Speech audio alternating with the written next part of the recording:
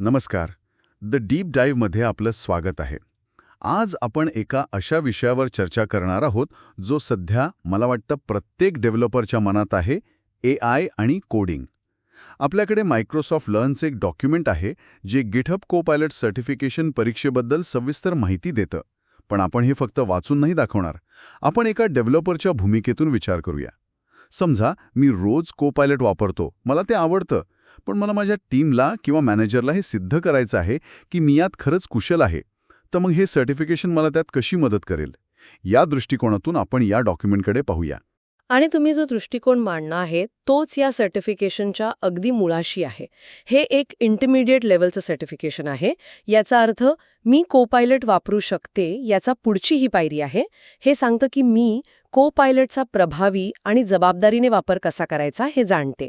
आणि इंडस्ट्री आता अशाच कौशल्यांना महत्त्व देत आहे. बरोबर. चला तर मग याच्या खोलात जाऊया आणि पाहूया की हे सर्टिफिकेशन मिळवण्यासाठी काय लागतं. सगळ्यात आधी हे सर्टिफिकेशन नक्की काय तपासतं? डॉक्युमेंटमध्ये म्हटलं आहे की हे AI driven code completion tool वापरण्यामधील कौशल्य तपासतं. पण याचा खरा अर्थ काय? याचा खरा अर्थ असा आहे की कोपायलट तुम्हाला कोड सुचवतं, पण त्या सूचनांचा योग्य वापर करणं, त्यांना सुधारणं आणि त्यातून उत्तम दर्जाचा कोड तयार करणं हे कौशल्य इथे तपासलं जातं. हे गाडी चालवण्यासारखं आहे. गाडीत ऑटोमॅटिक गिअर्स असू शकतात, पण गाडी कुठे न्यायची, कधी ब्रेक लावायचा, आणि नियमांचं पालन कसं करायचं? अगदी हे ड्रायव्हरलाच ठरवावं लागतं. इथे डेव्हलपर हा ड्रायव्हर आहे. खूपच छान उदाहरण आहे.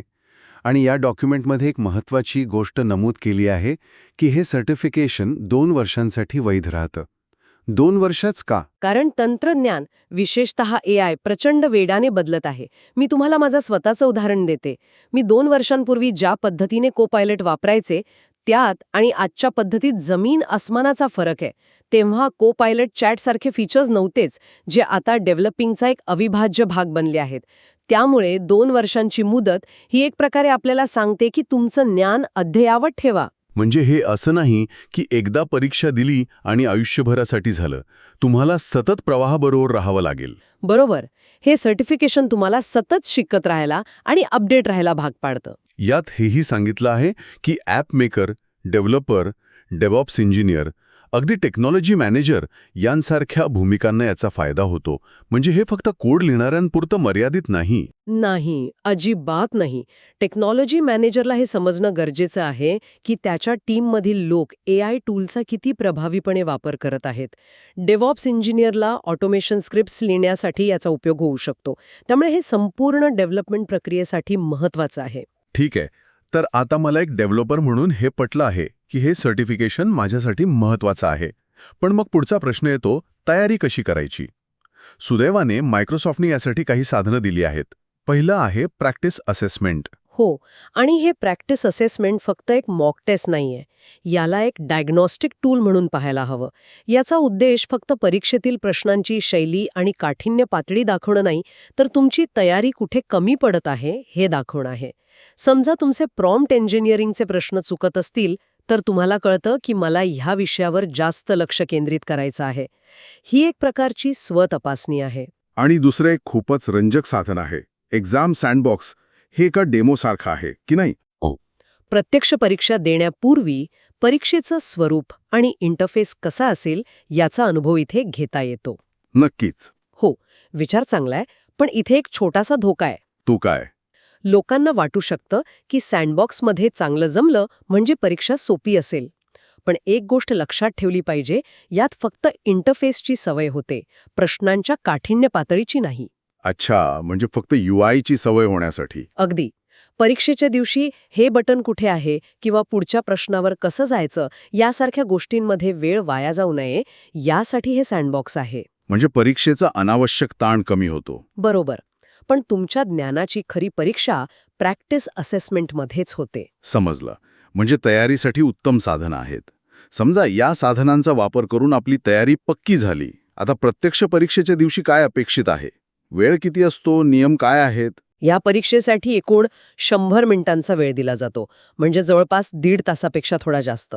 आणि ही परीक्षा प्रॉक्टर्ड असेल म्हणजे कॅमेरा आणि मायक्रोफोनद्वारे तुमच्यावर देखरेख ठेवली जाईल. आणि जर कोणी म्हणजे पहिल्या प्रयत्नात यशस्वी झालं नाही तर? तर 24 तासानंतर लगेच पुन्हा परीक्षा देता येते, पण त्यानंतरच्या प्रत्येक अयशस्वी प्रयत्नानंतर तुम्हाला काही काळ थांबावं लागू शकतं, असे ह्या डॉक्युमेंटमध्ये लिहिले आहे. अच्छा. यामागे उद्देश हा असतो की उमेदवाराने पुन्हा तयारी करून मगच परीक्षा द्यावी. यात नोंदणी करण्याबद्दल एक सूचना दिली आहे जी मला खूपच महत्वाची वाटली.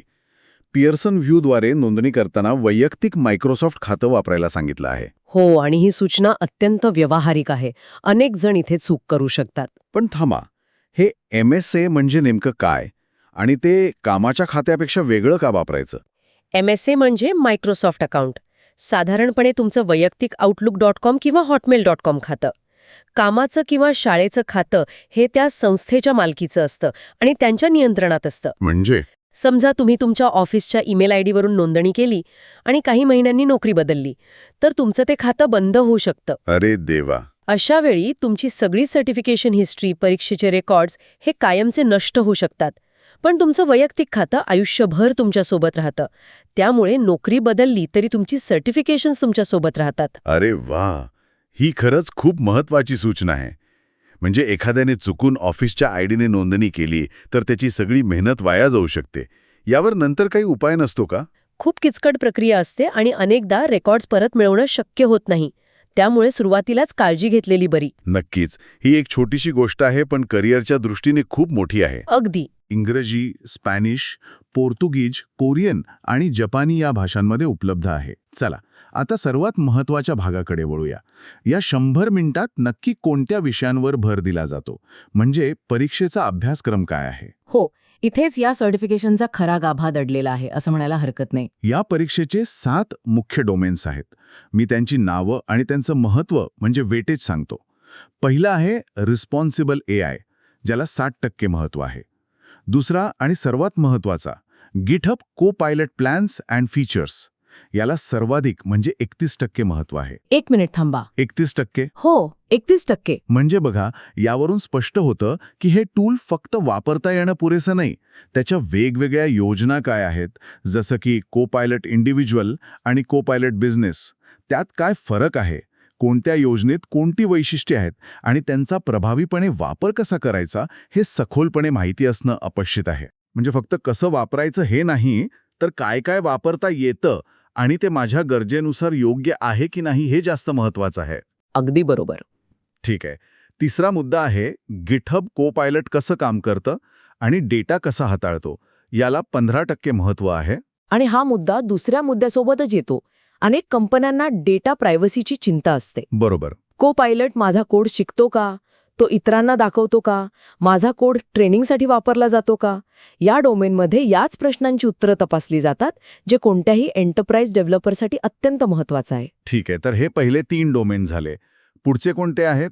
चौथा आहे प्रॉम्प्ट क्राफ्टिंग आणि प्रॉम्प्ट इंजिनिअरिंग, ज्याचं महत्त्व 9% आहे. थांबा, प्रॉम्प्ट इंजिनिअरिंग हा शब्द आपण खूप ऐकतो, पण कोपायलटच्या संदर्भात याचा नेमका अर्थ काय? परीक्षेत यावर कसे प्रश्न येऊ शकतात?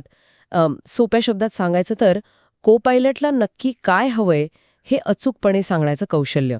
उदाहरणार्थ, सॉर्ट दिस लिस्ट असे एक सामान्य प्रॉम्प्ट देण्याऐवजी sort this list of user objects by their last name property in descending alphabetical order असं स्पष्ट आणि तपशीलवार प्रॉम्प्ट देणं.